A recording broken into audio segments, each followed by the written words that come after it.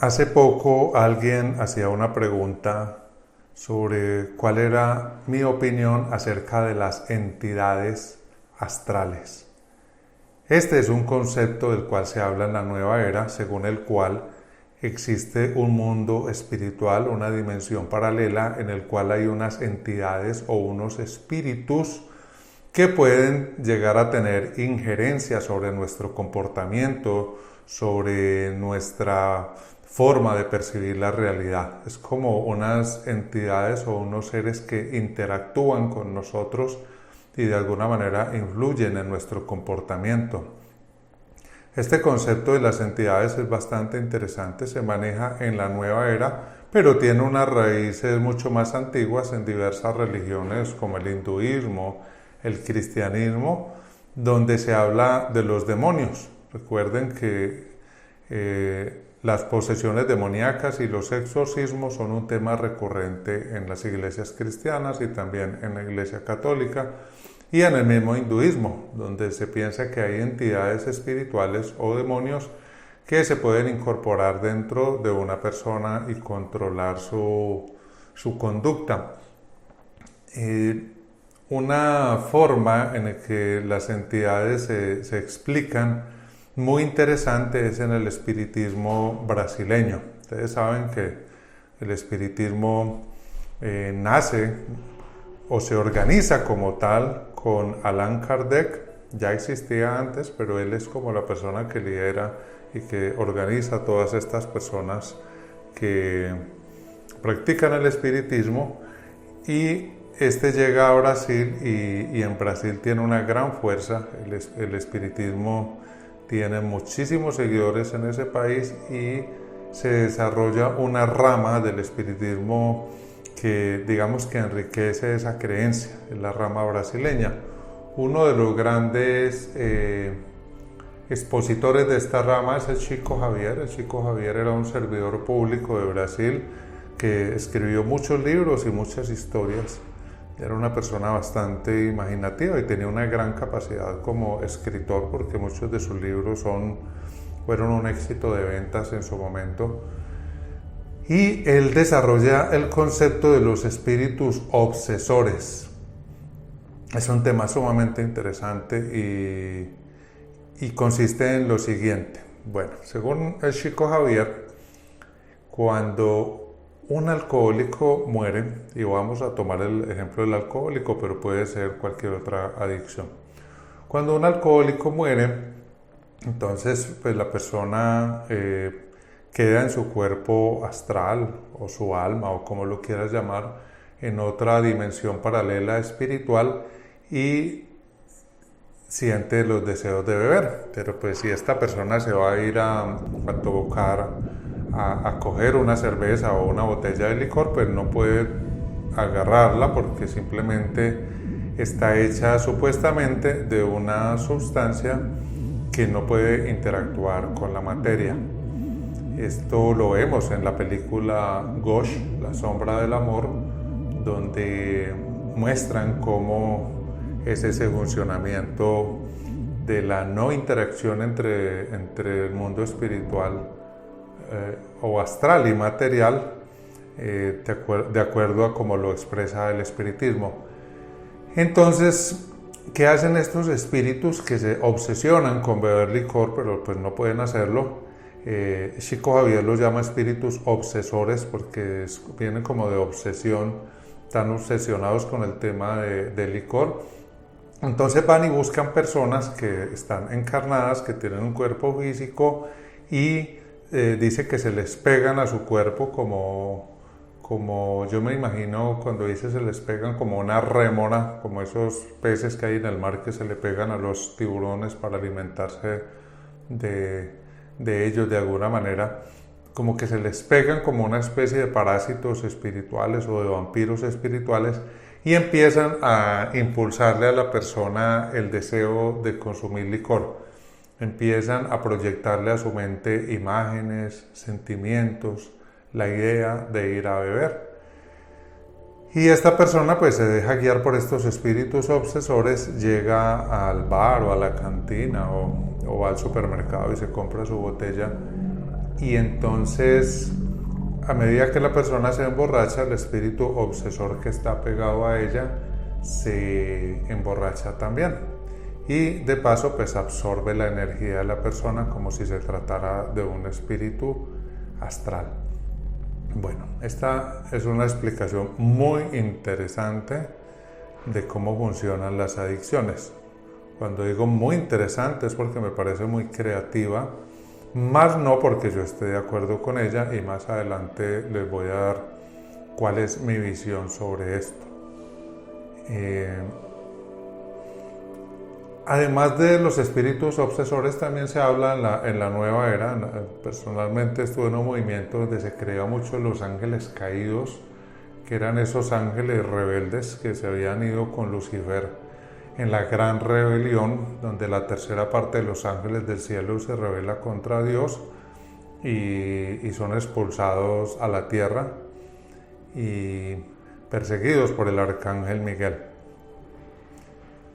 Según esa creencia y muchas otras, pues estos ángeles caídos influyen en la humanidad, en el comportamiento de las personas, y de hecho encarnan en la tierra como líderes mundiales, líderes religiosos, líderes políticos, cuyo objetivo es engañar a la humanidad para que nos embarquemos en guerras, para generar toda clase de violaciones de los derechos humanos, para hacer que perdamos nuestro propósito de vida, para que llevar a la juventud a las drogas. Entonces se dice que los cantantes famosos son ángeles caídos o han hecho pacto con el diablo para poder lograr su fama. Y otro concepto que he escuchado también en la nueva era es el tema de la granja humana. La granja humana es un tema, creo que así se llama el libro, un escritor, el cual dice que la Tierra está controlada por unos extraterrestres donde nos tienen dominados y controlados a través de los sistemas políticos y religiosos del mundo, con el fin de ser sus esclavos, pero no lo sabemos. No somos conscientes de que somos sus esclavos, y lo que ellos hacen es alimentarse de nosotros, en el sentido de que se alimentan de nuestra energía, y de esta manera somos como una granja, así como los seres humanos pueden tener una granja de cerdos y alimentarlos, pero luego los seres humanos nos terminamos alimentando de los cerdos. Entonces, de esa misma manera, se supone que estos extraterrestres nos tienen a nosotros como en una granja, como si fuéramos cerdos, y nos alimentan, nos mantienen para luego ellos poder alimentarse de nosotros. Todas estas teorías son bastante interesantes y de verdad que son bastante llamativas, bastante creativas. Me gustan mucho en ese sentido por la gran imaginación de los autores de todas estas creencias. Pero ¿qué hay detrás de todas estas creencias? Yo quiero que miremos como cuál es el trasfondo psicológico, cuál sería la visión de todo esto desde el punto de vista de la no dualidad. Básicamente hay un punto común, y es la no responsabilidad. Es decir, que los seres humanos no somos del todo responsables por nuestra conducta, por nuestro comportamiento, y que detrás incluso de los crímenes cometidos por las personas o de los actos más horrorosos hay entidades astrales, hay ángeles caídos o hay extraterrestres que de alguna manera nos están manipulando, nos están controlando para que emprendamos guerras y toda clase de crímenes de lesa humanidad. El tema de la responsabilidad es fundamental para mí en el mapa del ser. Es uno de los 7 portales, de hecho es el tercer portal, porque implica que yo soy responsable por mis acciones, de que en la medida en que yo esté culpando a otros por mis acciones o por mi conducta, pues yo no voy a poder realmente trascender esas limitaciones o las creencias que me llevan a cometer esa conducta. Muchas personas culpan a sus padres, culpan al gobierno, culpan a la sociedad. Y en este caso de que estamos hablando, entonces culpamos a los espíritus malignos, a los ángeles caídos o a los extraterrestres por las cosas que hacemos o las cosas que hacemos la humanidad. Es una forma de decir yo no soy del todo responsable por lo que estoy haciendo porque detrás de mí hay una entidad espiritual. Dentro de estas creencias se dice que hay entidades o espíritus de la ira, hay entidades del consumo de azúcar, hay entidades para el cigarrillo, es decir, detrás de cada adicción o detrás de cada conducta que puede ser dañina hay un demonio o hay un espíritu maligno que me está impulsando, entonces yo no soy del todo responsable. ¿A qué me lleva esta no responsabilidad? Pues me impulsa a que si yo quiero trascender esta limitación, entonces no busco hacerme consciente de ella, no busco ser el observador de esa conducta, observar la emoción, el impulso que me lleva a ello, sino que la salida a la que recurro es una salida de tipo ritual. ¿Cómo me libero de un espíritu obsesor del alcohol? Pues entonces hago unas afirmaciones, hago una determinada oración, invoco al arcángel Miguel para que me libere, uso su espada, o si soy católico voy a una misa de sanación para que me saquen los espíritus. Si soy cristiano evangélico, pues voy a un culto donde el pastor me exorcice de todos estos espíritus malignos, pero siempre estoy buscando que sea un tercero el que me libere, el que me sane, el que me cure, el que me proteja, ya sea por medio de mis oraciones o yendo directamente donde un personaje de estos.